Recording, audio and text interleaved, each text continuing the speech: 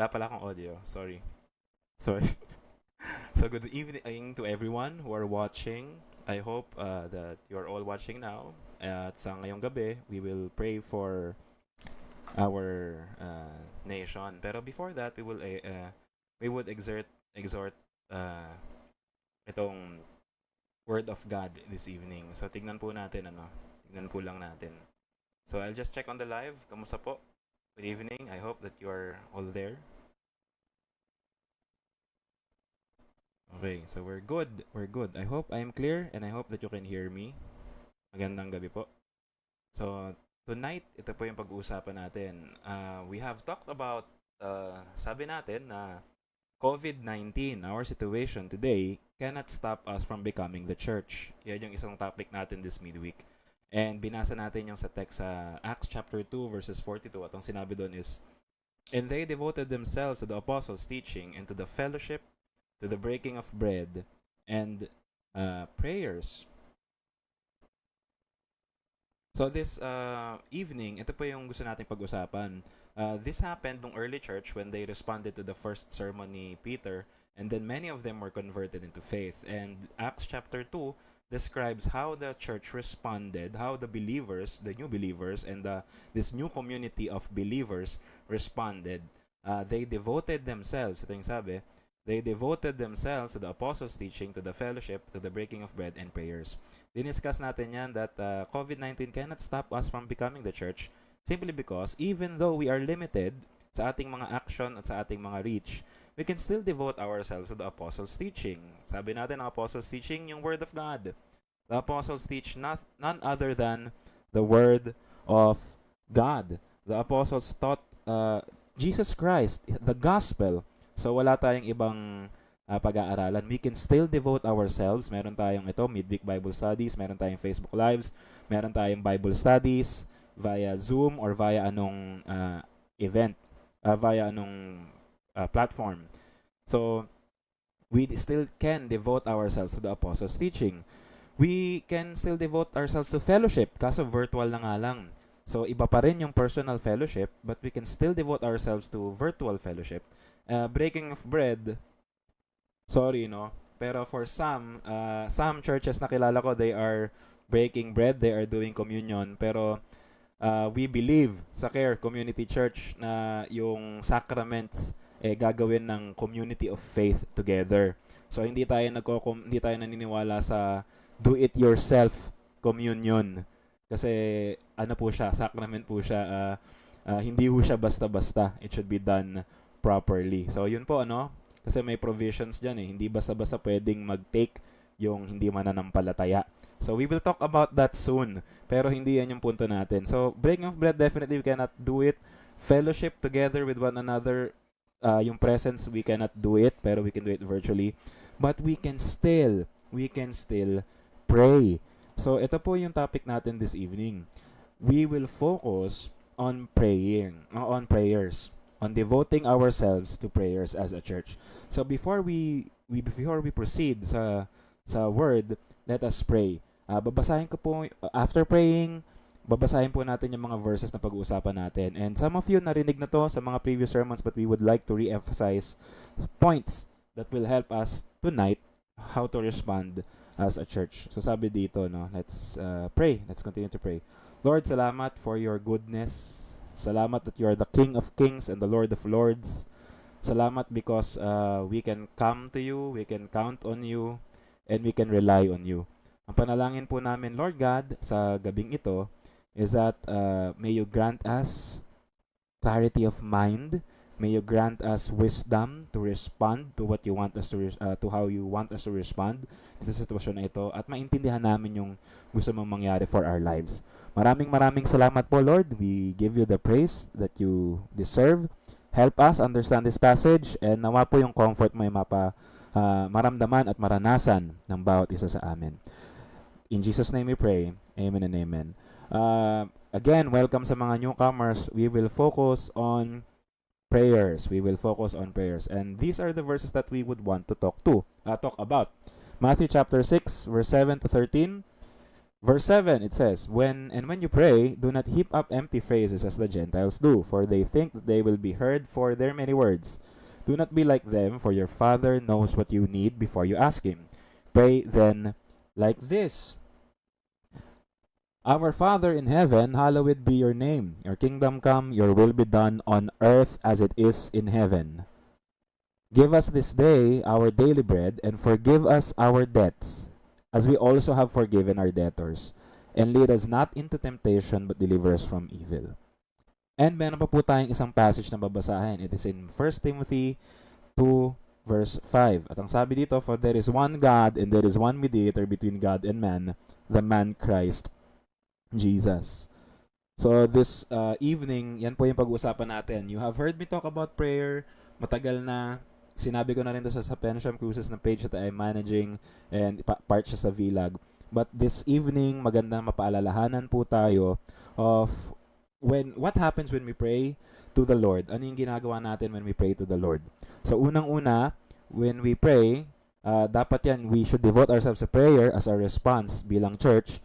At ito yung commandment ng Panginoon. Ito yung pwede nating gawin ngayon sa oras ng crisis and trials. Pero ito, tignan po natin, ang sabi dito, pouring our hearts. When we pray, we should pour out our hearts to God when we pray. Ulitin ko po, when we should pour out our hearts to God when we pray.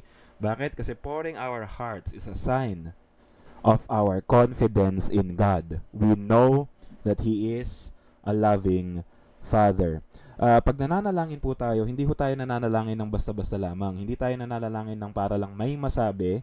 Hindi tayo nananalangin kasi kailangan lang manalangin. Nananalangin tayo kasi we pour out our hearts to God. So, ito yung verse na binasa natin kanina. Sabi dito sa verse 7, di ba? When you pray, do not heap up empty phrases. Yung para lang may masabi na nagpray ka, wag yan. Kasi ginagawa rin yan ng mga ibang tao na hindi nananampalataya sa Panginoon, and they think they will be acceptable dahil sa dami ng prayer nila. No, ang prayer natin is that we are praying based on the truth. At anong truth yan? Ang katotohanan that our God, to whom we pray to, is a loving Father and a sovereign King. Diba? Nagsimula yung Lord's Prayer, pray then like this: Our Father in heaven. He is our Father. He is our loving Father. Hindi siya magbibigay ng hindi makakatulong sa kanyang mga anak, sa kanyang mga hinirang. At dito, we are praying, hallowed be your name, your kingdom come, your will be done. He is the King, the sovereign King of the whole creation of everything. So we can be assured, we can be assured na upon knowing that God is a loving Father and He is a sovereign King, there is no impossible situation para sa bawat isa sa atin. And at the same time, alam natin na hindi rin tayo mapapahamak if God is a loving Father. Church, ito lang ibig sabihin, hindi ko sinasabi na there will be no death among us, there will be no sickness among us, there will be no disappointments among us. Kasama yan in our fallen world, kasama yan. Pero the ultimate good, the ultimate goal, the ultimate comfort of every believers is that everything na pangit dito sa mundong ito, everything na hindi nagiging maganda, God can turn it into something good. At para sa anak ng Diyos, we can be confident that our God is a loving Father and is a sovereign King, that nothing is impossible to Him. So when we pray to God, let us pour out our hearts to Him. Ang pouring out our hearts to Him is a sign that we are confident on who God is. Kung sino siya. Pag kilala mo kung sino si God, alam mo na He is a loving Father, alam mo that He is sovereign King, there is no prayer na nakakahiya. Kasi you will cry out to Him and you will submit to Him. Alam mo, Lord, parang mali itong prayer ko, but I submit to you kasi mas alam mo kung anong kailangan ko. But nevertheless, I cry out to you like a desperate child, knowing na ikaw ang aking Ama na alam lahat ng kailangan ko. I have friends last year, na nandun na sila sa stage ng mga anak na nagpe-pray na sila for children, for babies.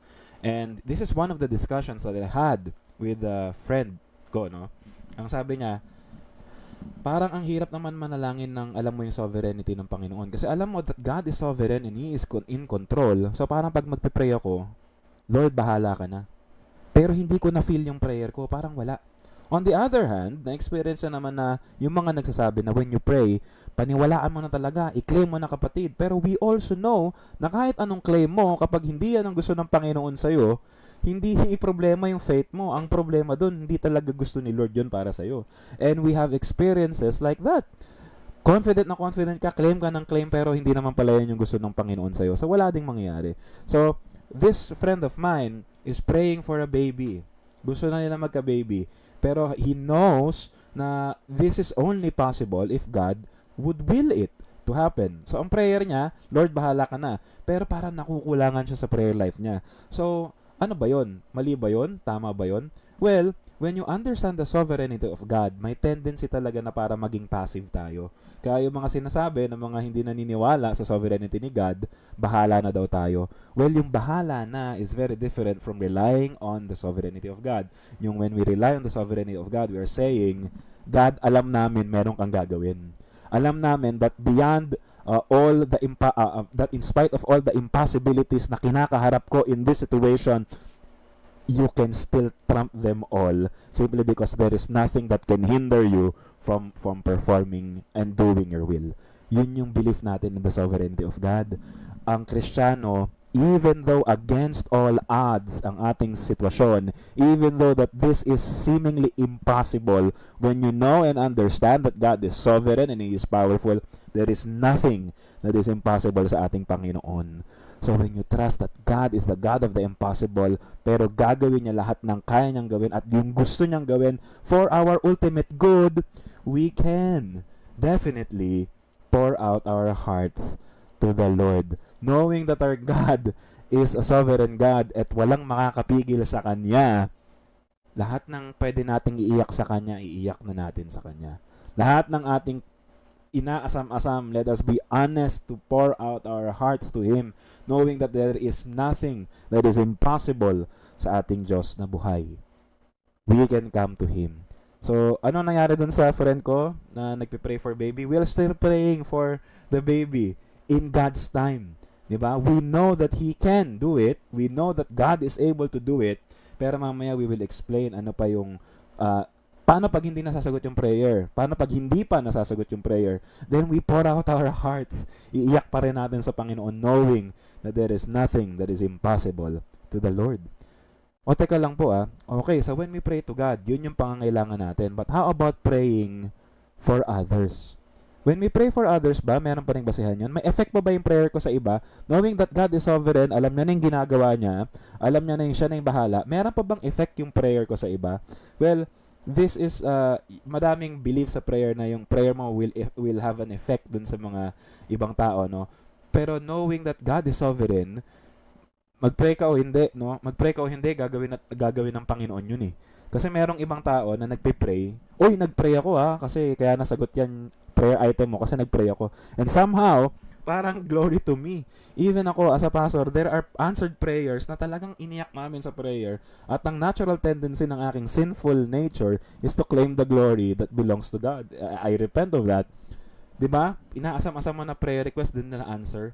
Parang feeling mo ikaw tuloy yung may kinalaman. But brothers and sisters, magpray ka o hindi, God will accomplish His will. Bakit pa tayo magpipray? Bakit pa pala tayo nagpipray knowing that God will accomplish His will kahit na hindi tayo magpray? Bakit pa tayo nagpipray? Kasi yung prayer natin, hindi ibig sabihin niya na pag mas marami yung nagpipray, mas madami yung usad, mas mabilis ang pagkilos ng Panginoon. God does not need our help. Pero ito yung mindset na kailangan nating maintindihan when we pray. When we pray, we develop intimacy with the Lord as we join Him in the ministry of prayer. Yung text na binasa natin kanina sa balikan natin. Ito sa 1 Timothy 2:5, for there is one God and there is one mediator between God and man, the man Christ Jesus. Hindi yan sinasabi that Jesus Christ is just man. Ang sinasabi dito, Jesus Christ who is God. For there is one God and one mediator between God and man, the man Christ Jesus. Jesus Christ who is God became man to represent man to God, and He is God kasi He is representing God to man. If Jesus Christ is just a man, He cannot represent us to the Father kasi He is not a good witness or He is not a reliable witness, to bridge the gap between God and man. Kasi kung tao lang siya, hindi niya mai-represent ng maayos ang Diyos. So Jesus Christ is God. He is 100% God to represent God, the fullness of the Father. Diba? He is the exact image of the invisible God. He is representing God to us. At hindi rin siya pwedeng maging 50% na human lang. Christ is 100% man to represent man to God. So yun yung role ni Christ bilang mediator. He is 100% God. He is 100% man. Pero ang sinasabi dito, ang ministry, ito, balikan natin, ang ministry of mediation, intercession, belongs only to Him simply because siya lang yung pwedeng mag-mediate between man and God. Siya lang ang pwedeng mag-intercede between man and God kasi yung prayers niya lamang yung acceptable sa Ama.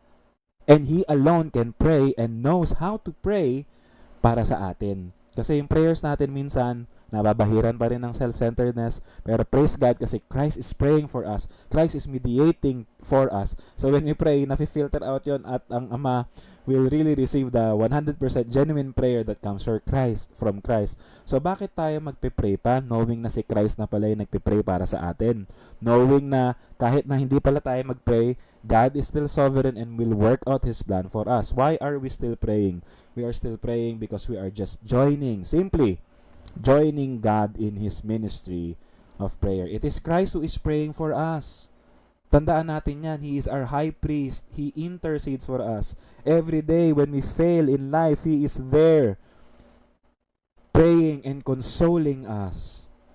Every time that we are weak, He is praying for us. Every time that we need help, He is praying for us. Kahit malakas tayo, He is praying on behalf of us, rooting for us, so that we will be Christ-like, so that we would enjoy the fellowship of God. But nevertheless, we are called to pray for one another as our privilege of being one with Him. Brothers and sisters, mahalaga po yung union with Christ. Kasi knowing who Christ is, He is representing us to God. And yung nature natin as Christians, that when Christ died, we became one with Him. When He united Himself to us, at the point of our regeneration, natanggap natin yung union with Christ, and now we are one with Him. At dahil one with Him tayo, what is true of Christ is also true for us. So, when Christ is praying, part tayo ng body niya, and we are invited to join Him in the ministry of prayer. Hindi tayo kailangan, brothers and sisters, pero binigyan tayo ng privilege ni God to join Him in praying for one another. So, sabi sa Romans 12 verse 5, so we, though many, are one body in Christ, and individually members one of another. This is a very important truth that we need to understand as well. Brothers and sisters, if you are a believer, we are connected in Christ. We are made one in Christ. And therefore, kung tayo isa kay Kristo, we are also one with one another. At dahil we are spiritually united and bonded with one another, we can pray for one another, and we should care for one another. So mga kapatid, Christ is praying for your brothers, your sisters in Christ. Christ is praying for you. So I will just join Christ in praying for you, and praying for me, and praying for other people. Yun lang po. So as we join Christ in His work, habang kasama natin ang Panginoon sa Kanyang work, we are developing intimacy with Him. Pwede ba ma-develop yung intimacy kapag hindi tayo palagi magkasama? Mahirap, ano? Pero buti na lang ang Panginoon natin, palagi po natin kasama. Ang pangako niya, lo and behold, I am with you always, the very end of age. He is with us through the Holy Spirit that is in us. So we are joining Christ in His ministry. So yun lamang po. So ano pa po ba?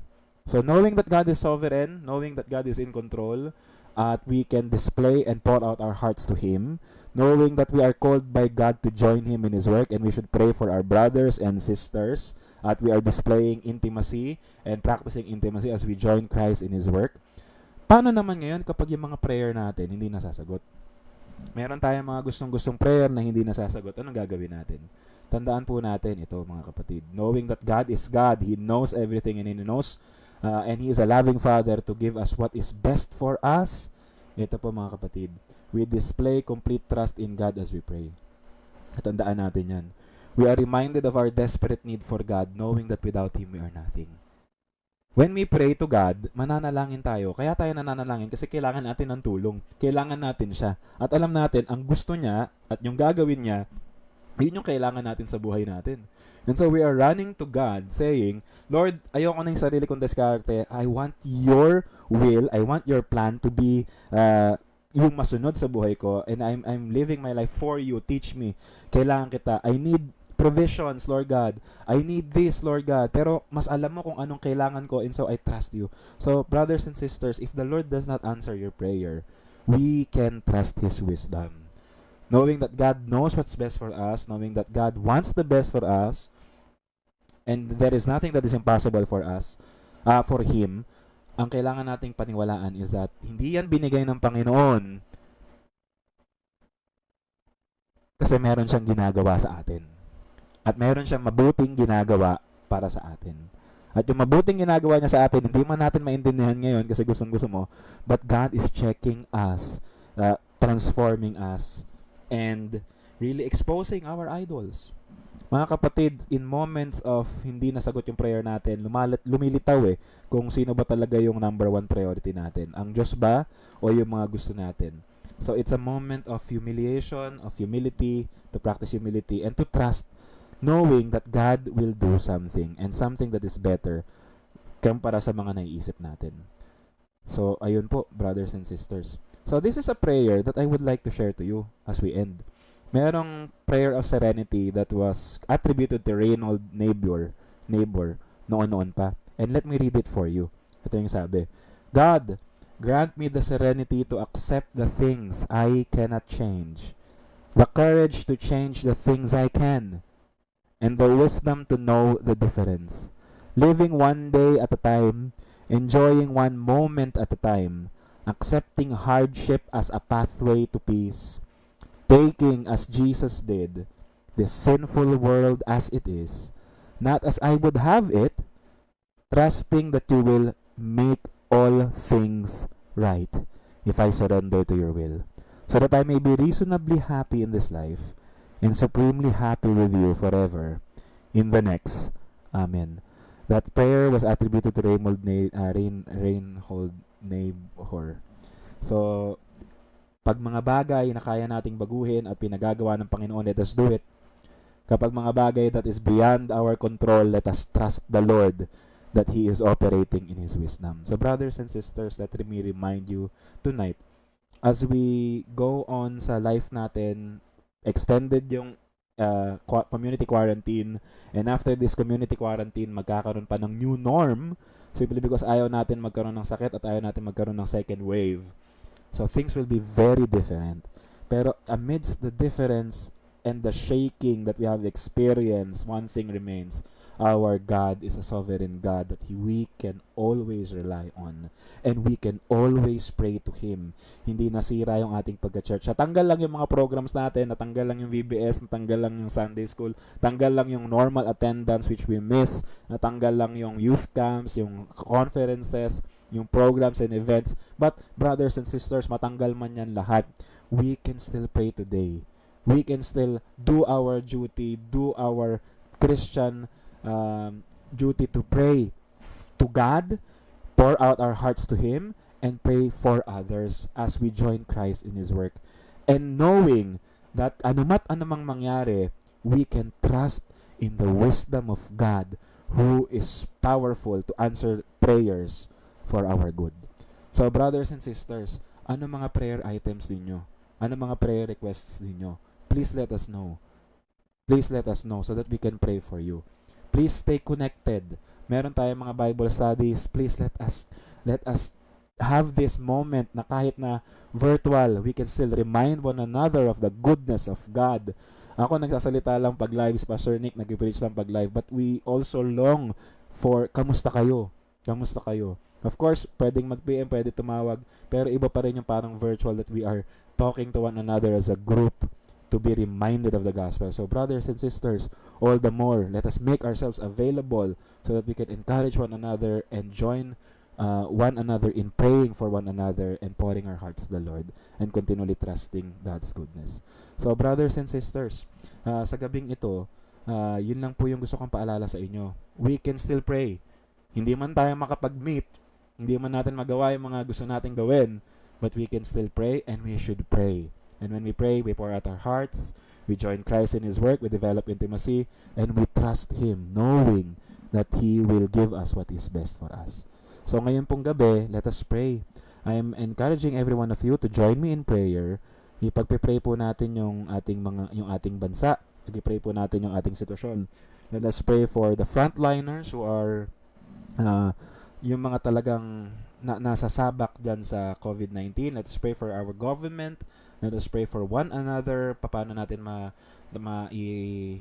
paano tayo magre-respond properly as salt and light of this world. Let us pray, brothers and sisters.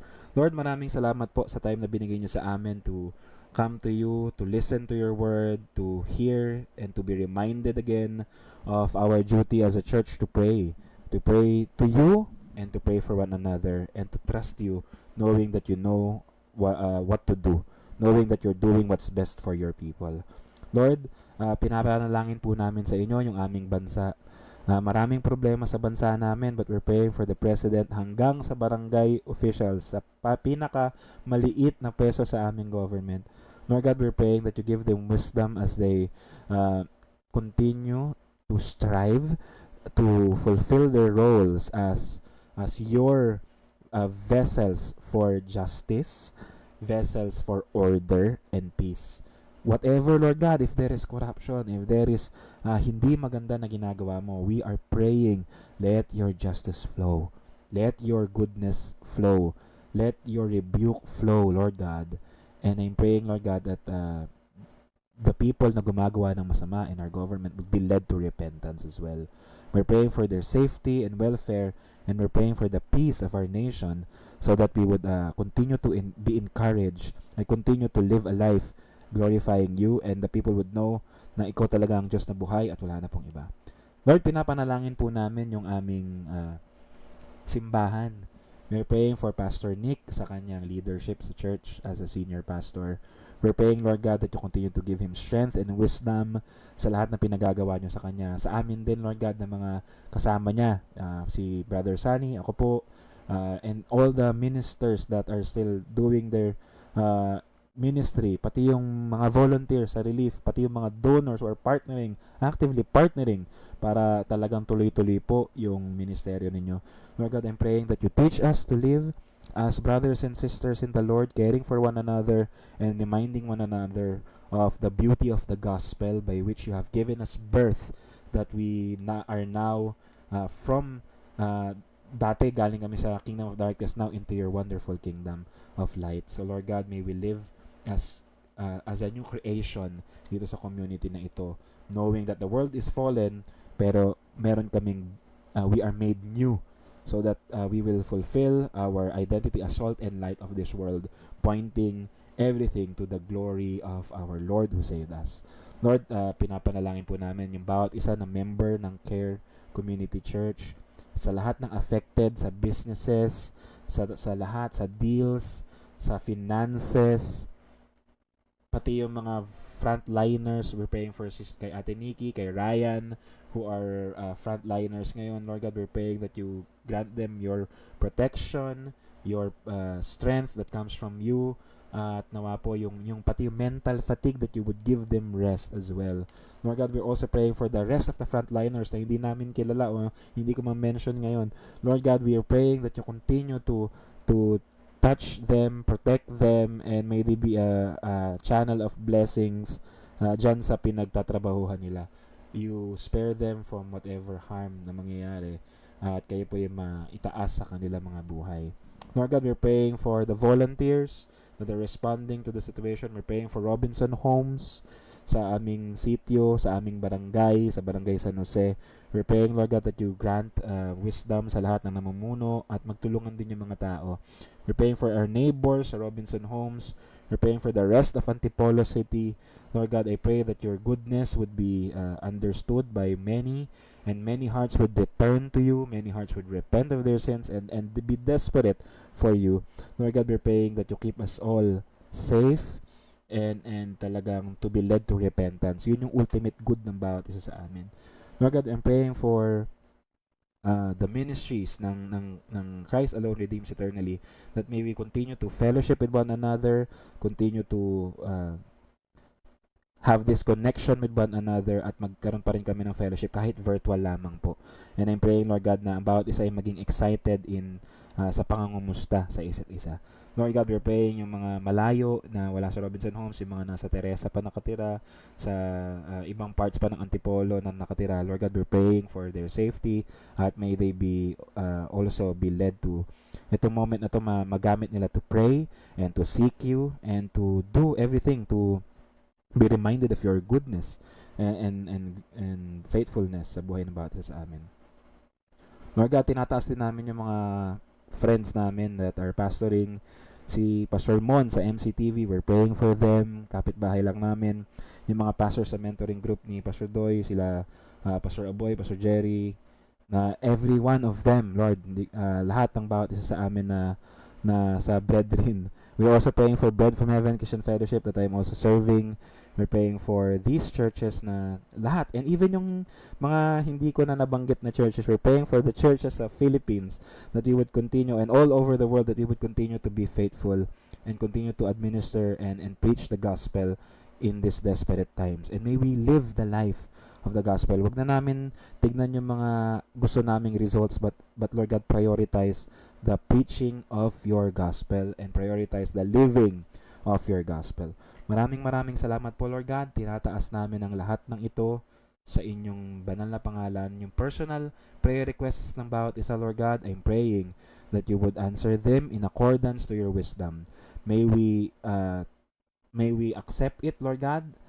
Kung ano man ang decision mo, kung ano man ang gagawin mo, may we learn to accept it. And may we give you thanks sa lahat ng mangyayari. In Jesus' name we pray. Amen and amen. Magandang gabi po muli sa bawat isa. God bless po. And may you have a blessed week. Kita-kita po ulit tayo this Sunday sa live broadcast uli or sa recorded broadcast ng Christ Alone Redeems Eternally. God bless po, brothers and sisters. At maraming salamat po muli.